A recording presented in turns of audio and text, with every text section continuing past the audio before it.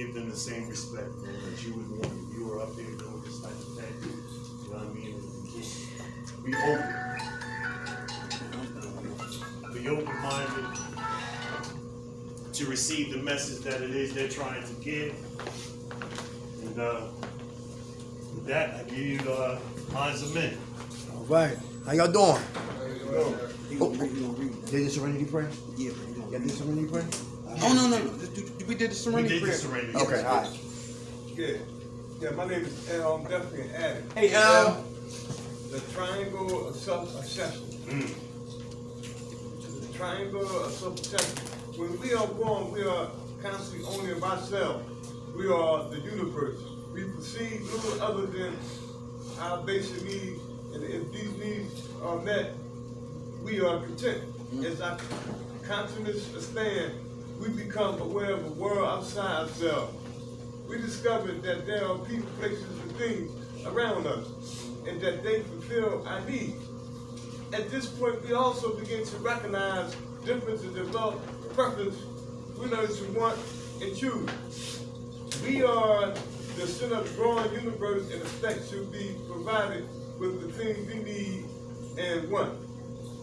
Our source of contentment shifts from basic needs miraculously met to the fulfillment of our desires. Most children, through experience over a period of time, come to realize that the outside world cannot provide all their wants and needs. They begin to supplement what is given to them with our own efforts. As their dependency on people, places, and things decreases, they begin to look to themselves more and more. They become more self-sufficient and learn that the happiness and contentment comes from within. Most continue to mature. They recognize and accept their strength, weakness, limitation. At some point, they usually seek the help of a power greater than ourselves to provide the things they cannot provide for themselves. For most people, growing up is a natural process. As an addict, however, we seem to flutter along the way. We never seem to overgrow the self-centeredness of a child. We never seem to find the self-sufficiency that others do. We continue to depend on the world around us and refuse to accept that we will not be given everything. We become self-obsessed. Our wants and needs become demands. We reach a point where contentment and fulfillment are impossible. People, places, and things cannot possibly feel the emptiness inside of us, and we react to them with resentment, anger, and fear. Resentment, anger, and fear make up the triangle of self-obsession.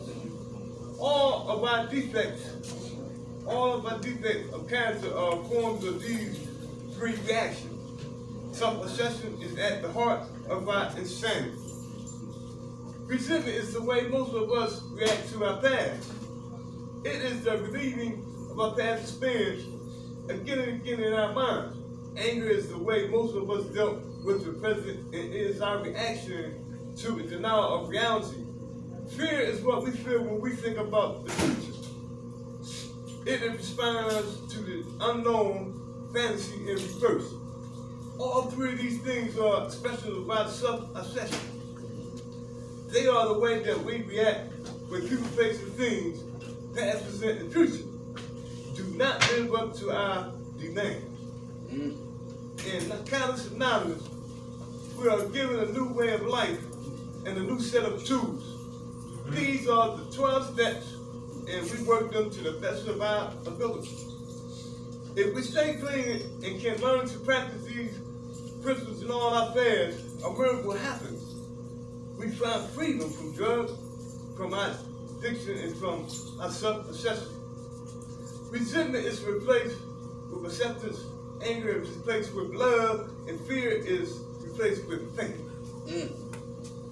We have a disease that in the end forces us to seek help. We are fortunate that we are given only one choice, one last chance. We must break the triangle of self-obsession. We must work or die. Good job. That's good. That's where we at. Thanks for reading. That's good. How much time you have clean, brother? Me, I got, I came in, I think I got don't know, about 7, 8 days. Hey, all right, give it to him. God bless. All right. Probably more, but I don't even know. Good, Right. good. Listen, the reason why I wanted you to, I wanted us to read the Triangle Self-Obsession, because it's something that's raging on the inside. That's what happens with addiction. Something is raging on the inside. So, and another aspect of active addiction is being antisocial. Okay? I'm not antisocial when I'm drinking liquor, though. You understand what I'm saying? When I'm doing a few things, I'm the life of the party. But when I'm not, I'm kind of reserved. So I want you guys to understand something. Most likely, if we was in the house of ill repute, if we was at the bar, if we was at the trap house, most likely we'd be right close to the table. Right close to the bar, right close. So I want you to understand, you have to have that same type of passion for your recovery. You got to be hungry. You know, some people, they say recovery is not for those who need it, it's for those who want it. You understand what I'm saying? So when I first heard that literature and so forth, that gave me an idea of what was going on with me on the inside. See, I was a young man, a little boy. I used to hear this: little boys ain't supposed to what? Right. Ain't supposed to cry. So it's kind of hard for me to articulate what's going on with me. And it's communication. You understand what I'm saying? So we have to learn to, first of all, I have to realize that I was ignorant on how to get my life together. How many people feel like that right now? Okay. It's a strength. It's a strong man that knows his weakness. You understand what I'm saying? It's a strong man that knows his weakness. So when we come in this joint right here, we all have, I seen on y'all face, when y'all start talking about people that y'all love, I seen smiles on y'all face. Then it went back down again. So what I want you to realize something is very important. It's called CBA. Conceive it, believe it, achieve it. You're going to have to believe that you can get a new way of life. You have to believe it, man. Because if you don't believe it, you won't put the effort and energy into creating a new way of life. When I first met Brother Jim, I seen he was a different person. He wanted to get his life together. He making meetings, sponsorship, wanting to go here and there. And when when you invest in yourself, when you put money in the bank, you got money. But if you don't put no money in the bank, what's gonna happen? You ain't got nothing to rely on. So right now, it is very important for your recovery to be about you. But if you don't see it right now, at least look at your family members. Look at the benefit your children, your grandchildren, your wife, and all that kind of stuff can benefit from you guys getting your lives together. Very important. You know what I mean? There has to be a motivating factor. Because if you don't have that motivating factor, I just shuffle along and just get along. I was in every shelter in the city. You understand what I'm saying? Every shelter, I was in Ridge Avenue Shelter when Ridge Avenue Shelter was Ridge Avenue Shelter. Yeah, I just worked there. You understand what I'm saying? Third floor, second floor, and all that stuff. I'm on the third floor. I'm gonna go to the bathroom. I'm going to the bathroom. They playing sexual healing. I say, oh, this is bug. I go downstairs. They got chicken bones and all that kind of stuff. So I'm trying to tell you is I'm trying to get my life together, and I was in an animalistic level. It was like literally I was in Gradford on the street. You understand what I'm saying? So, what do we want to do in recovery? We want you to understand something, that without this word right here, this word right here kill you. 50 cent in pride will get you a cup of coffee. My man told me pride means the primary reason I die early. Because I'm internally hip and fatally cool. You understand what I'm saying? Y'all know where gangsters live right now? Where the gangsters be at? Jail and cemetery. Jails, institutions. My man told me this. He said green up 6 feet down and green all around. You understand what I'm saying? Because I'm living life of a fake bravado. You understand what I'm saying? I'm not really taking care of myself. I'm living my whole life off of image. And that ain't gonna get me nothing. Because now look, I have to know the difference between a boy and a man. My man told me it was what? A boy is a burden on you. How many people here was a burden on their family? How many a burden on the family right now? Because when you go to jail, you know who else go to jail with you? Everybody else in your family. When they missing you, and your daughter missing you, who gonna protect your daughter when somebody try to make a move on her? We can't do it because we on cell block D. We can't protect our daughters. And I work at a teenage home, and I'm listening to the kids, and it's a horrific story. They are molested, they are raped, and all that kind of stuff. You know what I mean? And they're children. And guess who they raped and molested by? By the people that's supposed to protect them. Now, what's the father supposed to do? What's the father's position in the house? Protect, provide, produce. Give discipline. Because if you don't have discipline in the home, what's going to happen when you go out in the street? Who's going to give you discipline? The police. The police. I say, keep your hands where I can see them. That's what they say, don't they? Don't make a sudden move. And without that discipline, we're going to fail our children. Man, they say man mean what? Meeting all needs. I need to be able to provide needs for my family. This is what, in All Our Getting, they talk about in the good book, they say, all our getting, we're supposed to get what? Understanding. You got to get understanding. You got to develop what is a man. Now, a lot of us, how many people here grew up with a father in their house? Raise your hand. Okay. You have a good relationship with your father? Yes. Huh? Yeah. With my stepfather, not my real father. With your stepfather. Okay. Do y'all know almost 75% of the men in jail for murder didn't have fathers in their life? You understand what I'm saying? So if you don't make a plan, you're planning to fail. Right? Sad. Which we're dealing with the holidays. We're just dealing with Thanksgiving, Christmas, and New Year's and all that. My man called it what? It's called seasonal affective disorder. So that means when the holidays come around, we have people that died in our family, broken relationships and all that. When we go to the family reunion and all that, I mean, we going to the Thanksgiving dinner and all that kind of stuff, you might feel some type of way, especially for recovering people, because we don't really like to deal with feelings and emotions. You understand? So when it's feelings and emotions, I'm going over to the house and on the table they got E and J, Easy Jesus. Cousins want to take that walk to go get high and all that kind of stuff. Not understanding if I'm an addict, I use drugs, I use alcohol, I have a personality change. You understand what I'm saying? Things I might not do, I will do. Because alcohol lowers our inhibitions. You understand what I'm saying? And in this joint here, I always like peace. They call peace what? Proper education always causes elevation. I need to get my life together. We don't have no time. The murder rate, we over 500 murders? Yeah. We just had a facility, and the boy said the dudes on the block was arguing over the block. So he got a young boy to go down to somebody's house and shot the grandmother in the head in front of the kids. There's no discipline in our community anymore. You know, when we was young men, once a corner we was drinking and getting high and all that, older people would come, women, whatever would come, we put the stuff down. There's no respect in our community no more. I can't even blame the kids, because really, we failed them. My people telling me, don't do as I do as I say. But when they drinking that old English, I said, damn, I can't wait to drink some old English. See, people learn through observation and participation.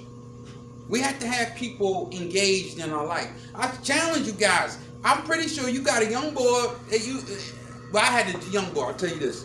I used to work at a bar in Darby, the Crab House. At the end of the night, I was back in the day, whatever, I'm walking, smoking, whatever. Young boy come with me. He said, yo, I just want to make sure you cool over here. I said, all right, come on with me. 2 cars pull up on the side. White boys, whatever. And it was his girlfriend. Is this him? Is this him right here? Now my young boy's a gunslinger. He gun smoke. You know what I mean? I was trying to tell him, I said, yo, y'all don't really want to do this. God damn, when he put the gun out, they got the message. Leave these people alone. Got in the car and rolled off. I'm just trying to tell you how it is in the community, in the street. You can live the day and be going at night. You could fight in the morning time, die at night. You know? So we have to develop a manageability in our life. You gotta get the recovery component together. The drugs gotta stop. Because nothing can happen with the drugs. Y'all understand that? But guess why do we use drugs and alcohol? To medicate our feelings. Oh, what? To deal with stress in a different way. Ah, that's it. That's good. That's that. How about also with traumas? Y'all know what trauma is? You know what trauma is? Huh? Anybody know what trauma? Trauma. Trauma is like a past event, or it don't even gotta be a past event, like something hurt you, you know what? That's what trauma is like. Exactly. Where do you think that pain and hurt goes when we get hurt? Huh? In your mind? Could it be in your heart too? Yeah. It could be in your heart. What if a girl says she loves you, right? And wind up cheating, having sex with your best friend, or having a baby by your father? What do you think that does to you? I just want to kill her. Huh? I want to kill her. You feel hurt. Yeah, I'm gonna kill her. You feel hurt. Now, we really don't want to go to that extreme. Because believe it or not, in Washington, D.C. last week, the lady said she had enough of the relationship with her husband, who was a police officer. So she went to one of them female shelters, domestic violence, John. Because he was a police officer, he knew where she was at. So he gets the kids, he goes to the place, he calls for the lady, she comes down. He winds up shooting the lady, killing his kids, and then killing himself. Wow. Where was this at? Washington, D.C.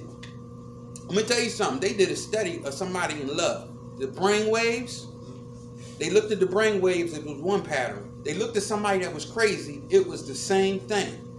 So you don't want to make decisions off of your emotions. You understand what I'm You saying? said they made a somebody in love. Somebody in love, they did a study that they brain waves. Somebody that's in love. Somebody was in love, and then they did up somebody that was insane. It was the same pattern. So what happens is when we insane, we have a tendency to make decisions off our emotions, like you said quickly. I'll kill her. Guess what? You can't stop somebody from doing something. If somebody want to do something, they can't stop them. Be honest So that, with me. huh? You gotta be honest with me. I understand. But people have the right to come into our life and to leave our life. Right? A relationship could be considered, some people consider some relationships like buses. You understand what I'm saying? Another one's gonna come along. And matter of fact, that might not have been the one for you. That one there might have been in the way of the real person supposed to be in your life. You understand what I'm saying? But because we're human beings, we always looking on the physical instead of the spiritual. Because a relationship with a woman, hopefully, you have a spiritual connection with her. Yeah, sometimes, man, like, early recovery rate, and relationships can be dangerous. Yeah. They can stop your growth, they can stop your recovery. Why is that? Because you focus more on her. What's the punch that knock people out? The hook. 6-inch punch. The punch that you don't see. The punch you don't see knock you out. And So if you're not focused, yourself. if you're not focused on the main thing, Right. you're gonna get caught up because you're looking over here and you're over there. The disease is the disease? Insidious, Cunning, baffling, and cunning. That means it knows what it's doing. Y'all, I know I put it in street terms. Y'all know about crafty? Yeah. Somebody crafty, Yeah. they know what they doing. They know how to push your button. The disease is in the street. Say, listen, I'm missing Bill. I need to get Bill back out here so he can OD or sell some drugs and do something. So I start pushing some buttons. Pretty much. Yeah. I start pushing some buttons. So what we learn to do is we learn to change our buttons. We learn to get into the no matter what club. If you stay in the process of recovery, everybody I see that stays, that plugs in, get a sponsorship, give it their best shot, it works for them. That's what I seen. I seen it work for Jim. I seen it work for some of my friends. They got businesses. They get relationships. Recovery actually can help you in relationships too. Because you can learn how to relate to yourself. Then you learn how to relate to somebody else. How you going to love somebody if you don't love yourself? Huh? I tried it for years. Matter of fact, I tried to make a woman. I tried it. What do you mean you trying to make them? I try to fix them. I get them Kensington and Allegheny. Stand up. You're going to be my white queen. My Nubian queen. Yeah. Right? And it's like, it don't work. It don't work. I'm just saying, it just don't work. She getting high, you getting high. Exactly. You understand what I'm saying? So when, like you was talking about, when I focus on me, you know what I did one time? One time, I wrote a list of things I should do, right? Right. And the next day, I did it. Do you know I got done more in one day than I did in 6 months? That's how you gotta be able to invest in yourself. Sometimes you gotta say, you gotta shut it down. Let me get my life together. Give me 6 months. Can you give yourself 6 months to get your life together? No. I mean, is that too much? Just 6 months. I'm trying to tell you. When you do that, you wind up doing a whole bunch in recovery. So we're going to talk today about why is it hard to change? Why is it hard to change? Because they say in the beginning, man picks the habits, and then habits make the man. You are the sum of your habits. So just take a look at yourself. That's the whole thing about recovery. It's you have to look at yourself. That when you start doing that step work, it's gonna prepare you so you can look in that mirror. They call it the merciless mirror of change. Anybody got a problem with constructive criticism? Sometimes I have a problem with that. Yeah. Everybody do. Yeah. Everybody do? Yeah. Sure? Everybody do, bro. Yeah. Okay. Why do you think we have a problem with it? Because you might take constructive criticism better than, like, from somebody else better than, like he might give me constructive criticism and I might not Receive much it. about it. We always right. We But always one of right. us might feel some type. One of us might give somebody some constructive criticism, and then we gonna feel like we attack one another. Oh, you feel like it's an attack. How about you? Well, you can give constructive criticism, it's just how you give it out. How you It should be say done it. nice. It should be done You nice. say it to them to the right way, they could probably accept it more. But if you Say it real nice to saying them. it a certain way, then they're gonna take it the wrong way. It's how you give it out. I'm gonna give you an example real quick. We're gonna move on. I'm gonna tell you this. I'm in the middle of the street, got headphones on, and I'm walking, and a car's coming, bus is coming, about to hit me. Somebody say, "Yo, man, get the fuck out the street."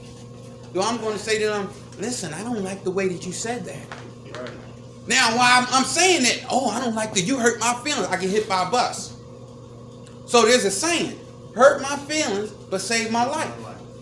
You understand what I'm saying? I'd rather live than live with pride, because pride ain't gonna get me nothing. They have lied to us about that. You know what I mean? So don't let your pride, don't let these things stop you from moving forward in life. Why? You got grandkids. You got wives and all that stuff. That's more important to be there for your family than just sitting there with the pride. You know, once you have children, what they say, Jim? Your life is what? Over. It's over. It's all about them. No longer about you. You ain't got time for the trap house, the crack house, prostitutions and all that kind of stuff. And I'm gonna tell you something. Like we say, the message is not for everybody. It's for those who want a better way of life. Those who want to make a change. I don't want to just, you know, the tombstone. You know, you got a tombstone, right? You got the day you was born, Right. hashtag, and the day you died, right? You know your life with that little hashtag in between? That little hashtag is your whole life. Ask yourself, what have you done? What have you brought to the world? Are you making the world a better place? People come, they're happy to see you. Or when people come, they be batting down the hatches. You understand what I'm saying? So we do have some work. And this right here, why is it hard to change? We're going to take a look at that. All right, thank God for last night's rest, this morning rise. Thank God for his grace and his mercy. Grace is always giving me what I don't deserve. And mercy is not giving me what I do deserve. And for that, I'm eternally grateful. How everybody doing? All right, I'm doing well. All right, my name's Derek McKnight from Baltimore City. Been in Philadelphia since the year 2000. I left Baltimore because I was insanity. I was in the Matrix. I was scared. I was crazy. I was a wannabe gangster. Did you go to crack space? A counterfeit pimp. A counterfeit pimp, all that, right? So I got tired of it. You know what I'm saying? I got tired of the same old, same old. So I wanted to go to New York. I got a lot of cousins in the Bronx. So they said, if you can make it in New York, you can make it anywhere. Because back in those days, I was rapping, doing poetry. I was really into arts, right? So they said, well, I didn't have the money, so we landed in South Philly. I got to South Philly. I started tricking. And I started tricking, I got tricked. Everybody hear that? I went tricking and got tricked. And I grabbed a couple of girls that came in my house. I felt like a straight up king, right? And I'm like Hugh Hefner, the Playboy Mansion was the crack mansion. But anyway, right? So, so the girls was in there smoking, and out of curiosity, I said, you know, what the hell is wrong with them? Because I was the cat back home. We used to smoke weed and laugh at junkies. Anybody used to do that? Yeah. Man, your ass is rotten. Man, get out that man's house. Yo, you see that dude? He went with somebody's door in his hand. We used to always laugh at junkies. And not knowing me smoking, I was the next one in line. Couldn't see it. That's why sometimes when you got the young brothers in the house, or you know what I'm saying, the older guys, that's why they say, yo, the youth has what? Energy. The elders have what? Experience. Together. That's a beautiful marriage. That's why we should never be separated. That's why the elders need to listen to the youth. And the youth need to listen to the what? To the elders, right? So to speed it up, I got caught. I got curious. I grabbed the pipe. I started smoking. And I've been in 8 recovery programs, right? And How many? 8 programs. Get 8 clean. programs. 8 programs. Get clean for 30 days. Running again. Say I'm gonna stop. Yo, change my mind. Always talking clean. Because I was always living dirty. Anybody in here talk clean and live dirty? Alright. Any dressed up trash cans in there? Anybody trying to fake it till they make it? Who lips write checks that you behind can't cash? Okay. Alright. Okay. We used to say, shoot me, Who lips write checks that your life can't cash? shoot me. Bam! Oh, they shot me. I can't believe it. Because it goes right back here. Uh-huh. Why is it so hard for us as men to change the environment? How I was raised, my influences, my pops, my uncles, the TV, the music, the radio, plays, we say self-esteem, all plays a part of what men's supposed to be. And some of us didn't have fathers. They left, and we had to find out masculinity through what? Trial and error. And some of us was doing wrong so long we thought wrong was right. Oh, you say that again. We was doing wrong so long we thought wrong was right. Come on, Jim, you have your hand up? No. Yeah. Agreeing to what you were saying. So anybody who come to tell us something different, we ain't trying to hear it. Get out of here, old head.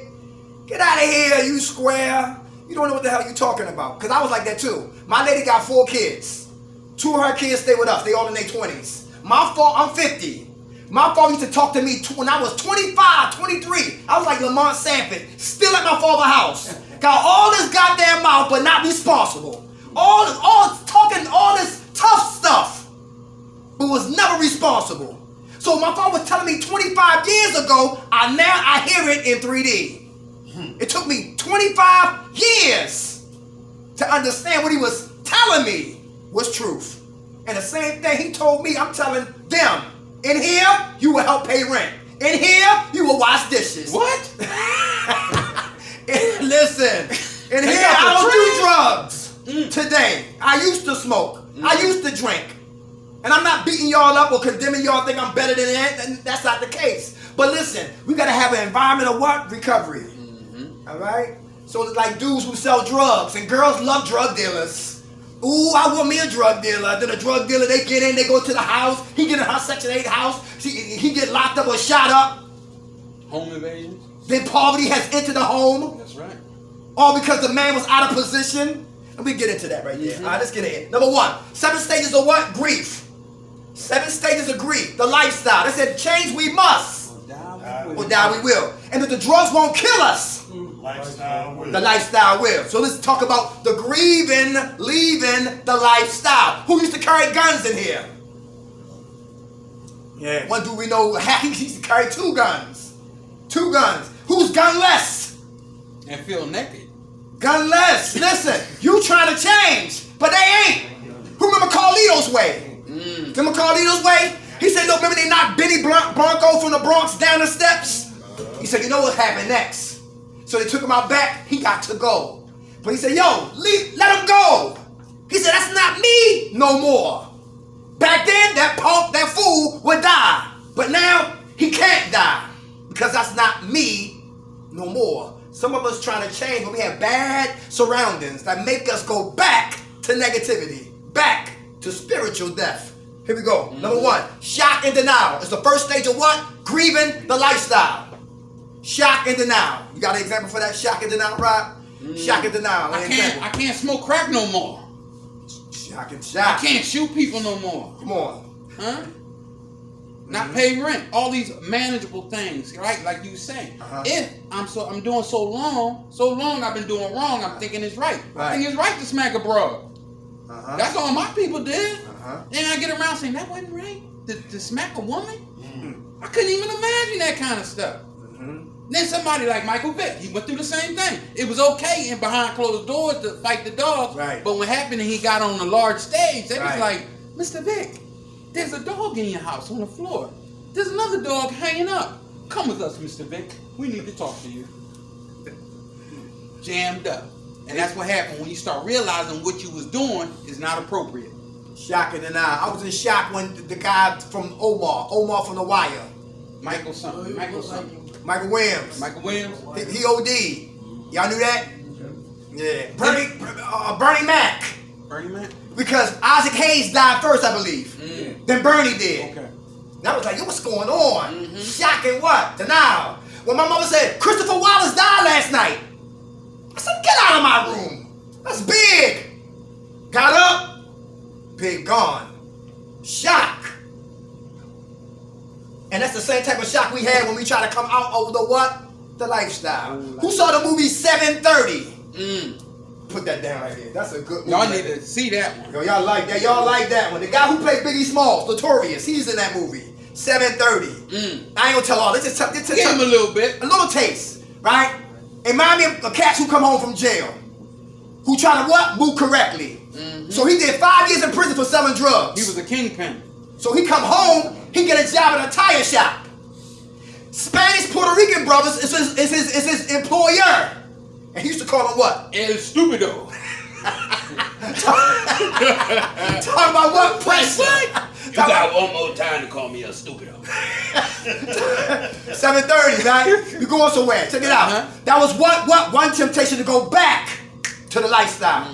Number 2, his baby mama. What she used to say? I thought you was going to get out and start selling drugs again. I can't F with you. Yeah. Pressure number 2. Where's the money? His P.O. was racist. What he used to say? Now listen here, nigga. That's what you call each other. 730. And he got out on his mom too.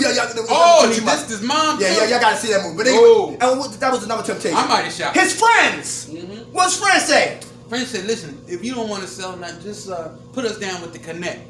We still give you some money. Anybody hear that? So he had all those what? Temptations. But everyone he beat. Right? It's when the guy Notorious, the one who played Notorious, B.I.G., right? He had sex with his baby mom. Yeah. And when he smashed her, then you ate it together. Then you know the next question out of his mouth to her is... Can I put the work in your house? Because the electric need to come on. And she's used to what? Hustlers. That goes back to what I was just saying. Some women love hustlers. But when he leaves, he get replaced. But poverty came in her place. And don't go nowhere. So he had sex with her, and then the kids came. And it was and the mother and her girlfriend was smoking weed and drinking. 7:30, right? And the kids came in there. She said, get out of here. Go play. And the kids, they leave and they go play and they go into the closet. Pick up 2 kilos. And like kids do, they play. They probably thought it was powder. You shut up. They start throwing 2 keys No, you shut up. at each other. You shut up. And then she come out of the room and she said, "Yo, what do you do?" She flipped out, right? She called the drug. Yeah, and he comes. He said, "What? Smack her and mop her whole floor With the weed. with her hair weed, right? And hit his son. So the dude who beat the PO, who beat his friends, who beat his baby mama, who beat his employer,